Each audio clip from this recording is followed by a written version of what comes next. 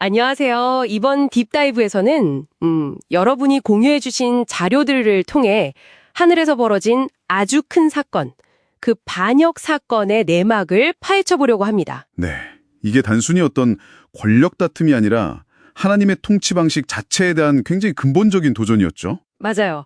왜 이런 일이 벌어졌는지, 그리고 하나님은 왜 우리가 생각하는 것과는 좀 다르게 대응하셨는지 그 핵심을 알아보는 시간이 되겠습니다. 네, 오늘 살펴볼 내용은 주로 성경 구절과 그 해석들을 바탕으로 하는데요. 하나님께서 우주를 어떻게 다스리시는지, 또 그 헬렐, 나중에 이제 사탄이라고 불리게 된 존재죠. 그 존재가 왜 하나님의 통치에 이의를 제기했는지, 그리고 그 주장의 핵심이 뭐였는지 볼 거고요. 특히 그 부분, 하나님께서 왜 즉각 심판하지 않으셨을까? 이 점이 정말 궁금합니다. 네, 그 지연된 심판의 이유에 좀 더 집중해서 이야기 나눠보겠습니다. 좋습니다.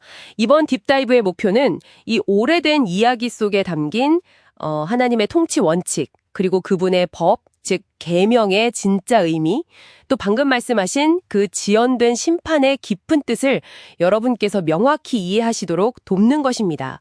자, 그럼 바로 시작해 볼까요?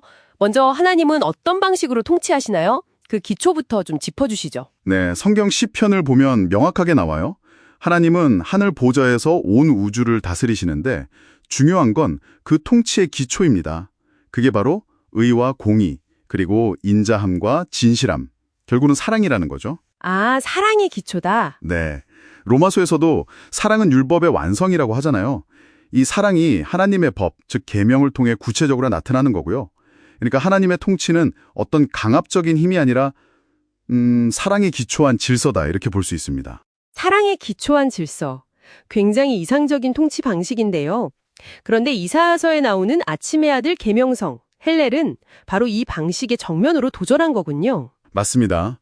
단순히 권력을 좀 탐냈다, 이 수준이 아니에요.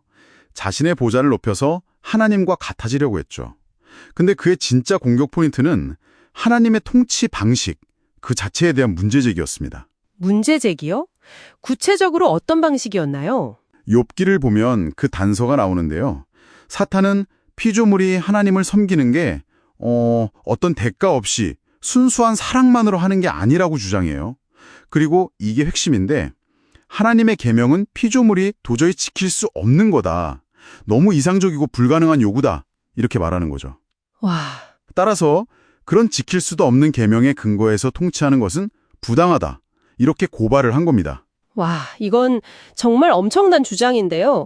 그냥 반항하는 정도가 아니라 하나님의 성품, 그분의 통치의 정당성 자체를 완전히 뒤흔드는 그런 고발이네요. 그렇죠. 만약에 사탄의 말이 진짜라면 어떻게 될까요? 만약 그게 사실이라면. 지킬 수 없는 법을 주고 못 지켰다고 벌하시면 하나님은 약속을 어긴 분, 거짓말쟁이가 되는 셈이고, 더 나아가면 그 법 때문에 피조물이 죽게 된다면 하나님은 살인자가 되는 셈이죠. 헉, 사탄은 바로 이걸 노린 겁니다. 하나님의 법이 사실은 피조물을 죽이는 살인도구니까 폐지되어야 한다, 이렇게 주장한 거죠. 이야, 정말 신박한 상황이었네요. 물론 성경 다른 곳에서는 오히려 사탄을 처음부터 거짓말쟁이요, 살인자라고 하긴 하지만요. 자, 그렇다면 하나님은 이 엄청난 반역과 어찌 보면 굉장히 치명적인 이 고발에 어떻게 대응하셨을까요? 당장이라도 심판하실 수 있었을 텐데요. 네, 바로 여기서 이야기가 정말 흥미로워집니다. 베드로서나 유다서 같은 기록들을 보면요, 하나님께서는 반역한 천사들을 즉시 멸망시키지 않으셨어요.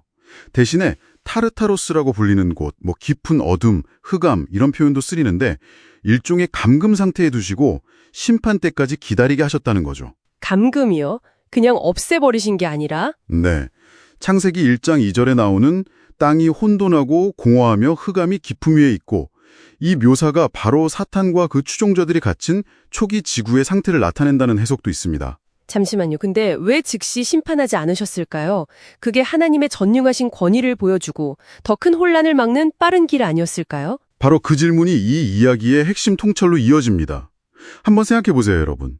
사탄이 그런 주장을 했을 때 그 자리에 있던 다른 수많은 천사들은 어땠을까요? 다른 천사들이요? 그들은 아직 사탄의 말이 진짜인지 아니면 거짓인지 판단할 시간이 필요했을 겁니다. 그런데 만약 하나님께서 사탄을 그 자리에서 바로 없애버리셨다면 아, 다른 천사들 입장에서는 하나님이 뭔가 좀 찔리시나? 반대 의견을 그냥 힘으로 눌러버리시네. 이렇게 생각할 수도 있겠네요. 정확합니다. 오히려 의심만 더 커질 수 있는 거죠. 입막음하려고 죽인 거 아니야?